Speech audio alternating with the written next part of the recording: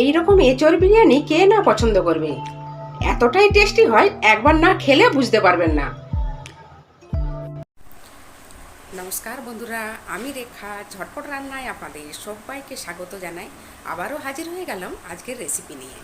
তো চলুন রেসিপিটা শুরু করি। এঁচোড় বিরিয়ানি বানানোর জন্য প্রথমেই লাগছে আমাদের এঁচোড়। এঁচোড়টা আমি এইভাবে বড় সাইজ করে কেটে নিয়েছি। চোগলাটা তুলে খুব ভালোভাবে ধুয়ে পরিষ্কার করে সামান্য লবণ হলুদ দিয়ে সেদ্ধ করে রেখেছি। এখানে দেখুন আর একটা ওভেনে একটা পাত্রে জল বসিয়ে দিয়েছি, ভাতটা বানিয়ে নেব। এখানে দেখুন পরিমাণ মতো আমি বাসমতি চাল নিয়ে নিয়েছি আর খুব ভালোভাবে ধুয়ে পরিষ্কার করে 30 মিনিট জলের মধ্যে ভিজিয়ে রেখেছিলাম। আর আপনারা চেষ্টা করবেন যে কোনো বিরিয়ানি বানানোর জন্য চালটা ভালো ব্র্যান্ডের নিতে। জলটা এখানে ফুটতে শুরু হয়ে গেছে, এর মধ্যে দিয়ে দিলাম পরিমাণ মতো লবণ, দুটো তেজপাতা, সব সাথে দিয়ে দেবো 1 চামচের মতো রিফাইন তেল। এবার এর মধ্যে চালগুলো দিয়ে দেব। চালগুলো দিয়ে 70 থেকে 80% কুক করে নেব। এইবার দেখুন একটা মশলা রেডি করে নেব। তার জন্য নিয়েছি একটা বাটি, এর মধ্যে দিয়ে দেবো 2-3 চামচের মতো টক দই। এর সাথে দিয়ে দেবো সামান্য পরিমাণে চিনি, পরিমাণ মতো হলুদের গুঁড়ো, লঙ্কার গুঁড়ো, 1/2 চামচ পরিমাণে জিরে গুঁড়ো, 1/2 চামচ পরিমাণে ধনে গুঁড়ো, সামান্য পরিমাণে লবণ। এবার সব কিছু খুব ভালোভাবে মিক্স করে নেব।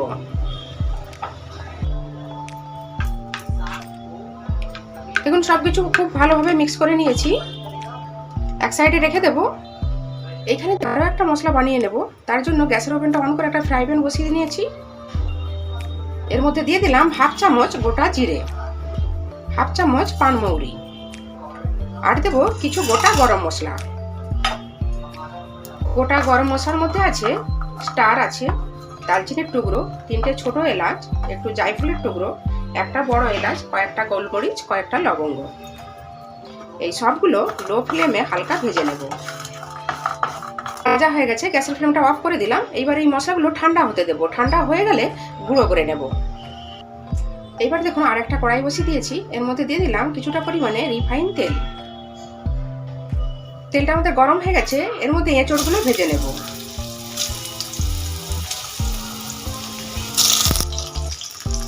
দেখুন এঁচোড়গুলো ভেজে নিয়েছি, একটা পাত্রে তুলে নেব। আপনারা কিন্তু এই বিরিয়ানির সাথে আলু ব্যবহার করতে পারেন কিংবা ডিমও ব্যবহার করতে পারেন। আমি 2টো ডিম দেব, এই জন্য ভেজে নিলাম।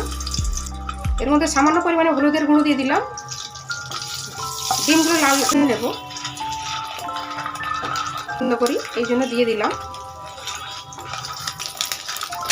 ভাজা আমাদের হয়ে গেছে, এবার তুলে নেব। এবার এর মধ্যে আর কিছুটা পরিমাণে রিফাইন তেল অ্যাড করে দেব। তেলটা খুব ভালো মতো গরম হয়ে গেছে, এর মধ্যে দিয়ে দেবো 3টা মিডিয়াম সাইজের পেঁয়াজ কুচি। পেঁয়াজটা লাল করে ভেজে নেব। দেখুন ভাতটা আমাদের 80% কুক হয়ে গেছে। এবার ভাতের মানটা ছড়িয়ে নেব। দেখুন পেঁয়াজটা আমাদের ভাজা হয়ে গেছে। এইবার এর থেকে অর্ধেকটা পেঁয়াজ আমি তুলে রেখে দেব। দেখুন তুলে নিয়েছি। এইবার এর মধ্যে দেবো একটা বড় সাইজের টমেটো কুচি, আর দেবো 1 চামচ আদা রসুন বাটা। টমেটোটা যাতে তাড়াতাড়ি সফট হয়ে যায় তার মধ্যে দিয়ে দিলাম সামান্য পরিমাণে লবণ। করে নেব যাতে আদা রসুনের কাঁচা গন্ধটা চলে যায় আর টমেটোটাও সফট হয়ে যায়। দেখুন মশলাটা ভাজা ভাজা করে নিয়েছি, টমেটোটাও সফট হয়ে গেছে। এই সময় এর মধ্যে দেবো 1/2 চামচ পরিমাণে কাশ্মীরি লাল লঙ্কার গুঁড়ো, মিশিয়ে নেব। আর দিয়ে দেবো আগে থেকে যে মশলাটা আমি রেডি করে রেখেছিলাম, দিয়ে দিলাম।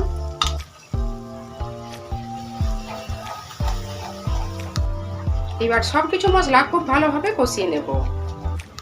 মশলার বাটিটা ধুয়ে সামান্য পরিমাণে জল দিয়ে দিলাম। দেখুন মশলাটা খুব সুন্দরভাবে কষিয়ে নিয়েছি, দেখতে পাচ্ছেন তেলটা রিলিজ হয়ে গেছে। এবার এর মধ্যে আগে থেকে ভেজে রাখা এঁচোড়গুলো দিয়ে দেব। আমার পছন্দের ডিমটাও দিয়ে দিলাম। মশলার সাথে 2 মিনিট কষিয়ে নেব। এখানে দেখুন যে মশলাটা আমি ভেজে রেখেছিলাম সেটা গুঁড়ো করে নিয়েছি। এর থেকে হাফ চামচের মতো মশলা এই এঁচোড়ের মধ্যে দিয়ে দিলাম। এবার 2 মিনিট কষিয়ে নেব। ঢেকে দিলাম। এখানে দেখুন একটা বাটিতে কিছুটা পরিমাণে দুধ নিয়েছি। এর মধ্যে দিয়ে দিলাম সামান্য পরিমাণে কেশর। এটা কিন্তু জাল দেওয়া দুধ, আমি ঠান্ডা করে নিয়েছি। এর সাথে দিয়ে দেবো 1 চামচের মতো রোজ ওয়াটার, আর দেবো 1 চামচের মতো কেওড়া ওয়াটার। সবশেষে দিয়ে দেবো 1 ফোঁটা মিঠা আতর। সবকিছু খুব ভালোভাবে মিক্স করে নেব। এতে সুন্দর একটা গন্ধ আসবে, আর কেশরটা দেওয়ার জন্য খুব সুন্দর একটা কালার আসবে। দেখুন 1 মিনিট ঢেকে রেখেছিলাম। সবকিছু খুব ভালোভাবে কষানো হয়ে গেছে, সুন্দর একটা গন্ধ বেরিয়েছে। এবার এর থেকে অর্ধেকটা এঁচড় আমি তুলে রেখে দেব লেয়ার বানানোর জন্য।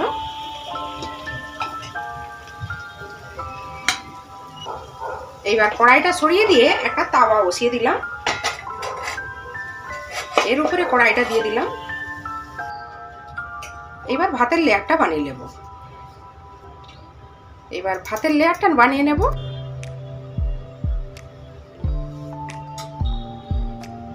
কিছুটা পরিমাণে বেরেস্তা দিয়ে দিলাম। আরো একবার ভাতগুলো দিয়ে দেব। এবার এর উপরে বাকি এঁচড়গুলো দিয়ে দেব।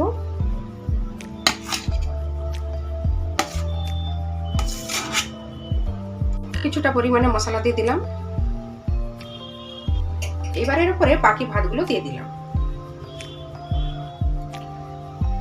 বাকি বেরেস্তাগুলো দিয়ে দিলাম। কেশর দিয়ে ভিজিয়ে রাখা দুধটা দিয়ে দিলাম।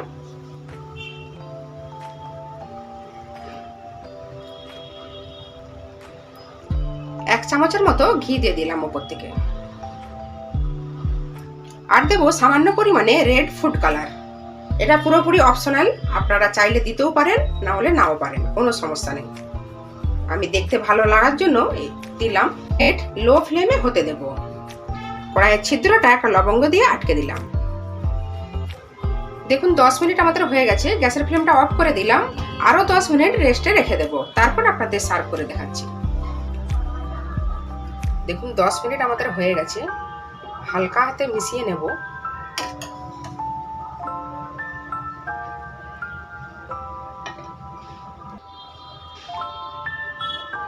এঁচড় বিরিয়ানি আমাদের একদম রেডি হয়ে গেছে সার্ভ করার জন্য। ওপর থেকে গার্নিশের জন্য সামান্য পরিমাণে ধনেপাতা কুচি দিয়ে দিলাম। সে অবশ্যই এবার বাড়িতে ট্রাই করবেন। আজকের এই এঁচড় বিরিয়ানি আপনাদের কেমন লাগলো? নিশ্চয়ই ভালো লেগেছে। ভালো লাগলে প্লিজ একটা লাইক দিয়ে চ্যানেলটা সাবস্ক্রাইব করার অনুরোধ রইল। আজ তাহলে এই পর্যন্ত থাক। আবার হাজির হয়ে যাব নতুন কোনো রেসিপি নিয়ে। ততক্ষণ সবাই খুব ভালো থাকবেন, সুস্থ থাকবেন, সাবধানে থাকবেন। ভিডিওটা দেখার জন্য আপনাদের সবাইকে অসংখ্য ধন্যবাদ।